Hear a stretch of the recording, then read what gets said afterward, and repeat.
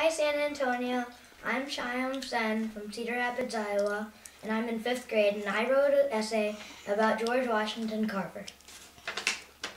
I admire George Washington Carver for his great achievements, and particularly happy to write about him because of his association with Iowa. George Washington Carver was born in Missouri on the Mosses Carver plantation. His parents were slaves, and sadly, his father died right before George was born. When he was still a baby, slave traders kidnapped him and his mother. Only George was returned to the plantation. George's family was so poor that they could not afford an education. He taught himself to read, but his family was so poor, George couldn't even afford to buy a pencil. So he made a holder and used a pencil that was only 1/4 an inch long. He was strongly determined to get an education. When he was 12 years old, he left home to attend a black school.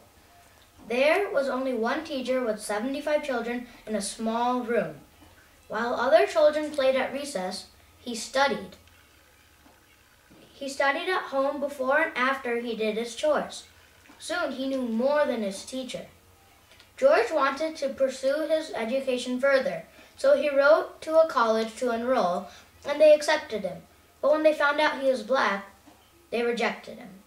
After 5 more years, when he was 30 years old, he was accepted at a college in Iowa.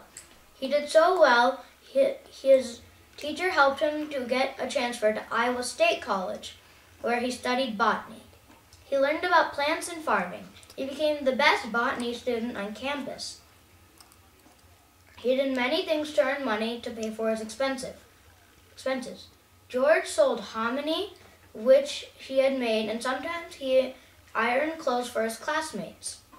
He found an old stove at the city dump and brought it back to cook meals for his friends.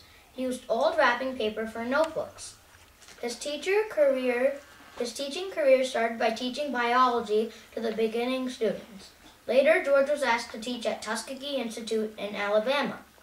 Carver started studying diseases which were attacking the farmers' crops.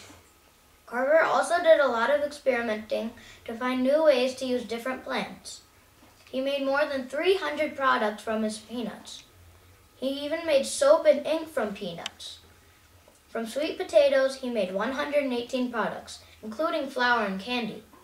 Carver made 75 products from pecans and even made a building material for walls from cotton stalks. He had many good ideas. Later in life, Thomas Edison offered him $100,000 a year to come and work for him.